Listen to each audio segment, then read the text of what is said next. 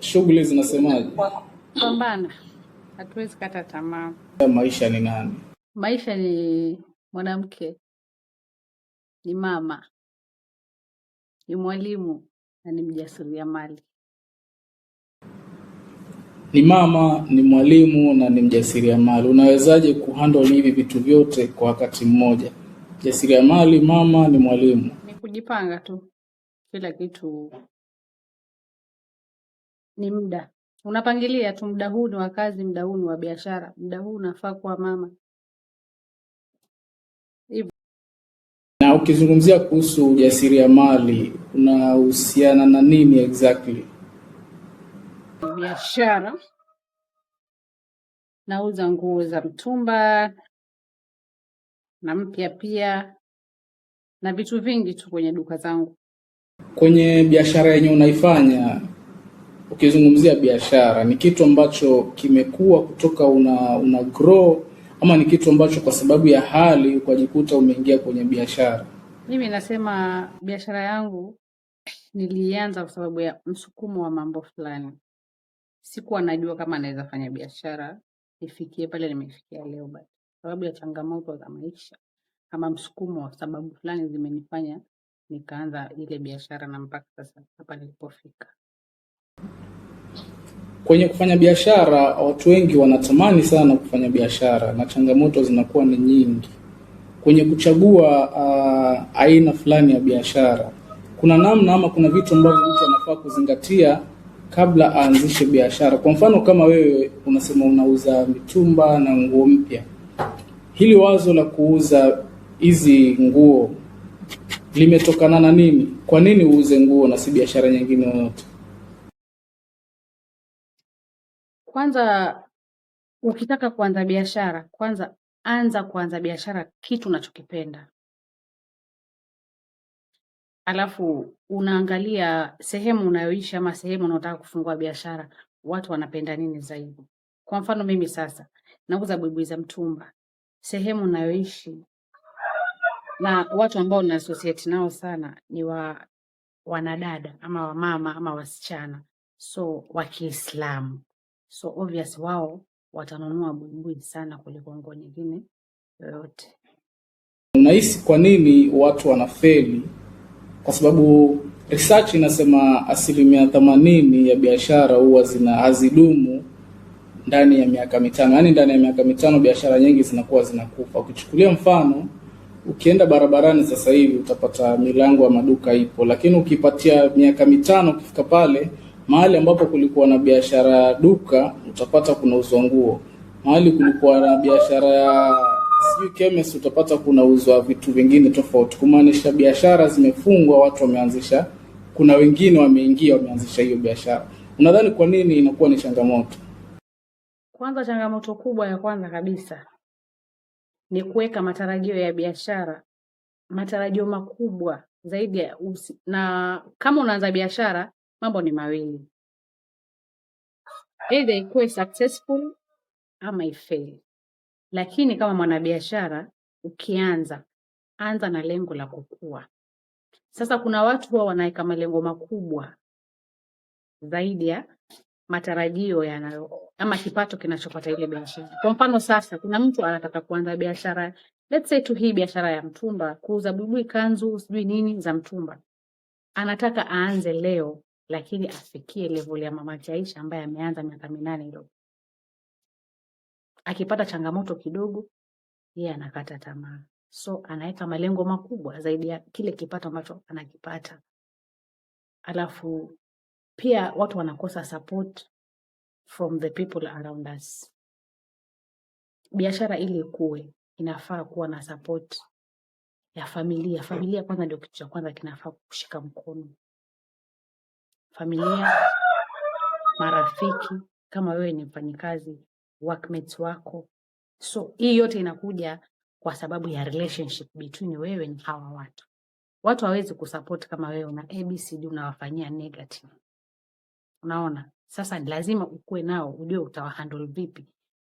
99% ya biashara ambazo zina fail zinakosa support nyuma. Huwezi kuwa mtu mbaya kwa familia yako alafu utarajie ndugu zako wale wananunua. haiwezi. Umezungumzia kuhusu muda. It's like there is a period ambayo mtu anafaa kuvumilia, kwa sababu umezungumzia kuhusu watu ambao wanataka mafanikio ya haraka kwenye biashara, wanataka kushindana na watu ambao wako kwenye biashara kwa miaka 10. Hivi kuna period fulani ambao unaweza kusema hii kufikia kiwango ama kufikia hii certain period biashara inafaa iwe imepeak, na kama haijapeak nafaa kuachana nayo, ama huwa inakuwa vipi? Muda unakuja kulingana na malengo. Mimi nafungua biashara yangu ya kuku, najipa mwaka mmoja, hii biashara ya kuku iwe imenifanyia ABCD, hii biashara ya kuku iwe imenunulia kiwanda. Lakini je, nitatumia mbinu gani ili ikuwe successful? Sasa zile mbinu ambazo utazitumia ndio itakupatia ile period.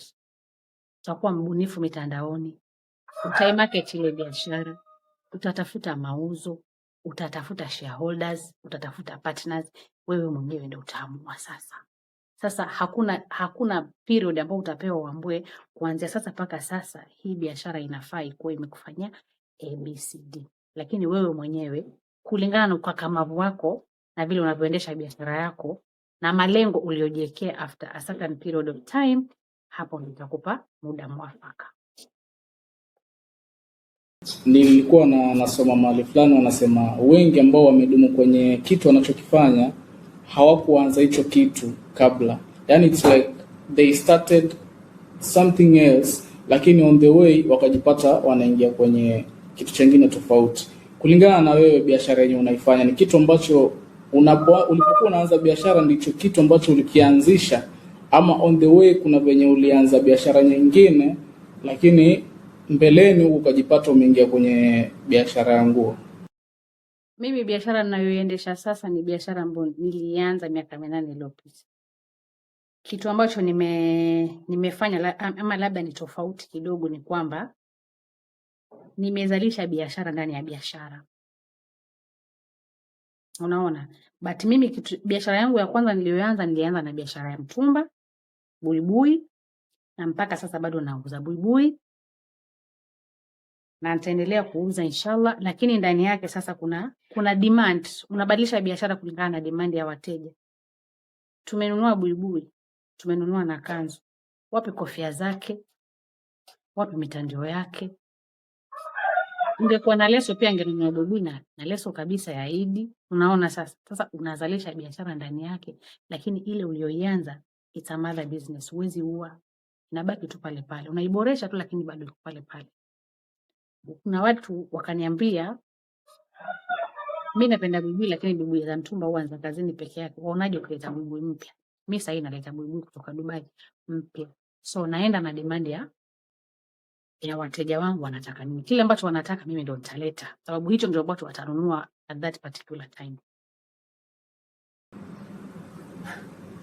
Umezungumzia kuhusu support, na tukizungumzia kuhusu support unaongelea kuhusu customers ama unaongelea kuhusu familia, jinsi unavyorelate na familia. Ni vitu gani ambavyo mwanabiashara anafaa kuvizingatia ili kuboresha mahusiano yake na customers? Kwanza kabla uanze biashara, kuna watu wa karibu ambao wanafaa kujua wewe unataka kuanza biashara gani. Kwa sababu in business kitu ambacho nimesoma ni kwamba huwezi grow peke yako. Huwezi kabisa kugrow peke yako. Lazima kuna watu ambao ni wakupe support ili ufike mbali. Mimi kwenye familia yetu mimi ni mdogo, mimi ndo wa mwisho. Mimi na dada zangu. Kwa hiyo kwa kabla nianze hii biashara nilimarket ile biashara. Kwanza nilifanya research, nikaielewa, alafu nikaimarket.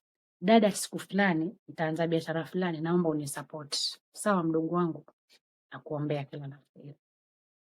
Mtu fulani rafiki yangu, madam mimi naanza biashara fulani siku fulani, so nitafungua mzigo fulani, naomba support yako. Sawa, ukifungua tutumie ama ukifungua tuletee hapa kazini, tutachagua. Na hivyo ndo nilianza. So support ya hawa watu lazima urelate nao vizuri. Niambie wewe kama mkubwa wako huongei naye utampelekea? Huwezi. Wewe kama mfanyabiashara ambaye kidogo ama umefanikiwa kwa namna moja, Najua kuna watu wengi ambao lazima watakuwa wanataka ushauri kutoka kwako, inbox, kwa comment section. Ni kitu gani ambacho watu wanakiongelea sana kuhusiana na biashara, kutaka maoni kutoka kwako, ama wanachokiongelea sana wakija kwenye inbox yako?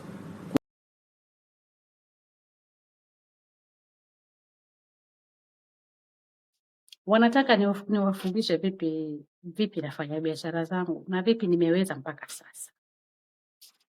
Tatizo ni kwamba 99% ya wale wanaokuja sasa, ukiwaambia ratiba yangu ile ya siku moja, unaona mtu ni mzito, hawezi. Kamwambia basi niupitie njia hii, before ni employ mtu, saa hii niko hapa, kuna mtu dukani anaendelea, ama kuna mtu kwenye maduka yangu, biashara zangu zinaendelea kama kawaida. Kabla nifikie hapo, nilijenga mimi mwenyewe nikarauka, mimi mwenyewe nikaenda sokoni, mimi mwenyewe nikafata mali. Sasa ni uijenge mpaka kitambo uitwe boss, ni process ambayo ni ngumu. Sasa wengi hawawezi. Yeye anataka kufungua biashara leo, kesho asubuhi ajini msichana. Yule msichana anakusoma. Vile unapopeleka biashara yako, yule msichana anakusoma, ama yule kijana anakusoma. Akiona hii biashara ameniachia 99%, anaweza tafuta hata ndugu zake ama nani wake akaambia mimi nifungulie biashara kama ile ya madam na naweza ifanya, kwa sababu akiondoka pale sasa ataondoka na clients wote, kwa sababu wewe you are an absent boss. Haupo wewe pale dukani. You only unafanya nini? Una instruct, fanya hivi. But mimi 99% niko present kwa duka zangu. Unapoongelea kuajiri mtu, kama unavyosema umeajiri mtu na kuna wewe ni mwalimu, you are a parent, ni kitu gani ambacho unakizingatia kwa mtu kabla useme this is the right person? Ushawahi kuwa broken in a way ukasema mimi siwezi ajiri mtu kwa sababu ya hiki, ukajifunza kwamba kuna vitu ambavyo unafaa kuvizingatia kabla uajiri mtu?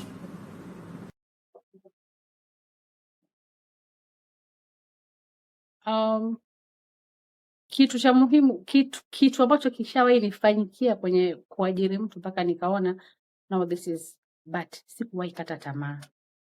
Mimi siwezi kata tamaa na siwezi kuajiri mtu kwa sababu mimi naenda kazini, lazima pale dukani pawe na mtu.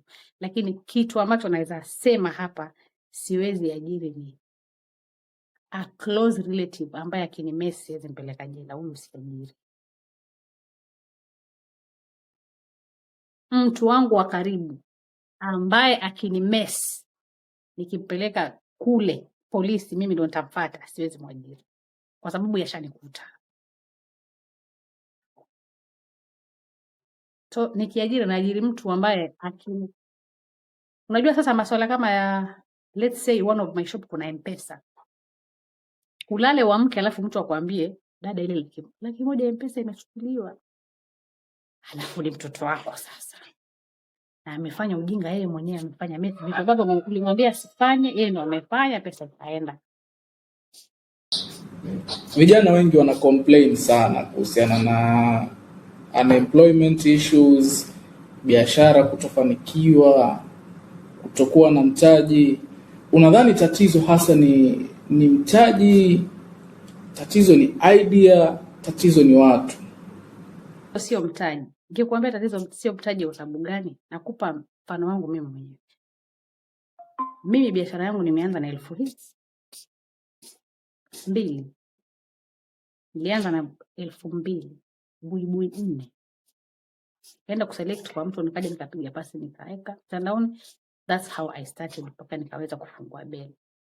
Sasa kuna yule anayesema biashara ni mtaji na ngoja mtaji mwingi. Tushaona biashara nyingi zinazofunguliwa na mamilioni na baada ya mwezi zinakufa. Sasa biashara ni kujitolea wewe mwenyewe. Mimi nataka kufanya hii biashara na hakika Mwenyezi Mungu ni guide. Sitawahi kata tamaa. Alafu all in all, tuombe sana. Tumezungukwa na watu ambao ni maadui zetu na hatujui wanatuchukia kwa nini. Kwa hiyo unakuwa tu kila mara wewe na Mungu wako. Biashara ikiyumba, amka usiku. Mtume ametufundisha ile theluthi ya mwisho ya nini? Ya usiku. Muombe unachotaka. Kama unaweza toka nje, hakikisha unaomba mpaka. Umezungumzia kuhusu, unajua kumekuwa na motivational speakers wengi ambao utasikia mtu anakuambia nilianza na certain amount na sasa hivi ukiangalia biashara yake ni kubwa. Kuna wengine watakwambia hichi kitu ambacho watu wanakuonyesha si kitu ambacho watu wanakitegemea ama si kitu ambacho ni real. Kiwewe ukizungumzia kuhusu pengine maombi, sawa. Kuna wengine wanakuambia kazi na dawa. Unaamini kwenye hichi kitu? I mean, nguvu za giza? Hauamini? Hapana, mimi siamini. Lakini you've heard of these cases zenye ziko na zinatendeka, na hata Mtume ametufundisha kama uchawi upo na unafanya kazi, lakini tusiuamini. The moment utaingia hii circle ya waganga na walimu kila mara dukani, I swear huendi mbali. Alafu Mwenyezi Mungu anakupa mitihani. Biashara ulioshika na madawa, hakuna kitu unafanya, kwa sababu ile riziki ulioivuta kwa wenzako kwa wenzako ili ije kwako, sio riziki yako, sio riziki ya halali. Kwa hiyo kivyovyote ile riziki lazima ikutoke. Utauza 20,000 leo, ukifika nyumbani mtoto ni mgonjwa, ukifika hospitali anatakana 30. So ni zile 20 utafute 10 zingine uongeze deni. Kwenye kuajiri mtu, kama venye ulikuwa unasema uwezi ajiri mtu mwenye ni close relative na kitu kama hicho, kwa mtu ambaye amesafiri, mtu ambaye yuko mbali na nyumbani lakini target yake ni kuanzisha biashara, is it possible kufanya biashara when you are not around? Very possible, lakini with a very yani trust iko chini sana, kwa sababu kwanza mtu unamwacha ile biashara ni wewe umemsoma, umemjua. Unaona, yule mtu ni wewe umemsoma, umemjua, otherwise atakumesi. Tushaona wengi wakilia na biashara za nje. Sasa mimi huwa na advise mtu, kama inawezekana mwenyewe aiki pesa zake mpaka kitoka kule aje afungue biashara yake, ajisimamie. The only business ambayo mtu anaweza. Kuna gatekeeping, ile hali ambayo watu ambao wako mbele ya biashara, kwa mfano kama wewe, alafu ukipata mtu mdogo ambaye anataka kuanzisha biashara, kuna ile hali ambayo unamfichia certain information kwa sababu hautaki, maybe una hofu kwamba anaweza akakupita, ama in a certain way kuna vile mambo hayataenda sawa. These things nishazisikia kwa watu wengi ambao wanalalamika. Unaenda mahali unaulizia mtu, kwa mfano wewe nikuulizie kuhusu issues na hiyo biashara yenye unaifanya, alafu instead ya kuninyoshea maneno, kuna vile ambavyo kuna certain information unai block, maybe from the suppliers, kitu kama hicho. Do you believe in this thing, na unaamini kwamba hizi vitu pia ni moja ya changamoto ambazo zinafanya watu hawawezi kufanikiwa kwenye biashara? Yeah, hizo vitu ziko na tunazifanya. Hizo vitu ziko na tunazifanya, yes, kwa sababu lakini tunafanya kulingana na vile mtu anajibeba, ama vile ambavyo watu wametubeba kitambo tukianza. Unapata, acha tu nikupatie mfano mzuri. Kuna watu ambao nimewapatia supply wakati wakianza biashara zao, alafu baadaye mtu anakugeuka. Naona baadaye mtu anakugeuka, kwanza anaweza tia maneno kwa ule supplier, asikupe tena nguo, atie maneno kwa ule supplier, mkate communication, na yeye ndo amekuja wa nyuma. Unajua sasa vidole havifanani. Haimaanishi kuwa yeye ameanza biashara wa nyuma na mimi naweza mshinda, mimi niko mbele. Hapana. Anaweza kuwa ameanza biashara nyuma lakini still bado yeye ana mtaji mwingi kuniliko. Watu wako tofauti. Yeye ameanza leo lakini ana milioni. Labda amepewa ama ni yake mwenyewe amesave ili aanze ile biashara. So kama ameanza na milioni, alafu yule supplier anataka pesa. Supplier anachokihitaji sana ni nini? Ni pesa. Kimwambia kuna ABCD bwana, kila alafu kuna bidhaa zingine zipatikana, let's say buibui zikija zinakuja kama zinaanza kuja hata beli 5 beli 3 peke yake. Amwambie mimi bwana nina pesa, achana na yule ambaye anachukua beli moja. Kuanzia sasa zikija 5 niambie, nachukua zote. Hapo ndio fitna inaanzia sasa. Tunafanya kwa sababu once umemtrust mtu alafu baadaye anavunja trust, anaharibia, inakuwa mchezo wa aliyemo na asiyekuwemo. Unakata kuanzia pale, unasema kuanzia leo sipendi namba ya supplier. Yashainikuta. Sio mara moja, sio mara mbili, sio mara tatu. Namsafia mtu nia, unampatia, anaenda kutia fitna. Anajaza tele huko. Namwambia mimi nina pesa. Zikija bili 10 usimpe hata moja, nipe mimi. Sababu supplier anataka pesa, nakupa. Lakini kuna wale ambao nao tumetoka nao mbali. Baada hapo sasa wanakuambia mtu fulani ndio ameniambia ABCD. Wewe unaona badala hivyo after hapo kuna uhusiano tena? Hakuna.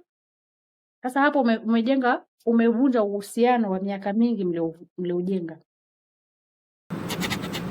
Unawezaje kudumu kwenye hii biashara ukizingatia kuna compare nyingi sana ya watu ambao umewakuta, watu ambao wanaingia na kuna watu ambao bado wako na plans za kuingia kwenye hiyo biashara? Mimi labda niseme sio kwa majivuno, but mimi ni mkakamavu. Alafu mimi ni mbunifu pia. So wewe ukianza kuuza biashara kama yangu, kila mtu kweli anakula riziki yake, lakini mimi I'm good in marketing. Najua kutafuta wateja. Mimi ni mtu ambaye naweza tupigia mteja wangu ambaye amekaa miaka 2 nikamuuliza, siku hizi ununui kwangu tena, unataka nife njaa? Atacheka pale kwa wiki ijayo naje. Huyo ni mteja amerudi. Unaona? Huyo ni mteja amerudi. Tapigia mtu mwambie jamani, kwani hao watoto kutoka Ngozi Mabuibui hajakuwa mafupi hayo? Mbona hivyo jamani? Sikujua kama buibui za watoto bado unazo. Mimi naje. So ubunifu wangu na ukakamavu wangu umenifanya nadumu kwenye biashara, na mimi ni mtu mwingine ambaye competitor hanisumbui. Sababu najua yule ambaye ni wangu atabaki wangu, na riziki iliyoandikwa kwangu itabaki yangu, na ile ambayo ni yake nayo itabaki tu yake. Hatuwezi shindana. Kila mtu na ale urefu kulingana na urefu wa kamba yake. Kuna marketing na advertisement. Are they the same? Somehow. Adverts ni ile, mara nyingi adverts ni unatengeneza maflyer. Unatengeneza maflyer ambayo haiongei. Unaifanya. Marketing naifanya mimi mwenyewe personal. Mimi kwanza mara kitambo nikianza, wale ambao wameanza kule nyuma wanajua mimi nilikuwa nikipenda sana mikutano hii ya community. Kuna mpira sijui ninapeleka tu crate 2 za maji pale. Kifika wale wakubwa pale watarecognize. Of course kuna dada yetu hapa ameleta crate 2, ameleta maji. Hawatasema ni ngapi sababu ni aibu kusema crate 2. So watasema dada yetu ameleta maji, naomba aongee maneno 2 matatu. Hapo maneno 2 matatu, yale 2 nitaongea kuhusu biashara yangu, alafu ile moja ndio kama ni kupongeza wachezaji ama kuambia kitu wale adhira, lakini mimi na market biashara yangu kuliko kingine chochote. Alafu nikiingia sehemu tu nikiona potential customers, huwa nahakikisha kwenye ile shughuli naondoka na contact zao.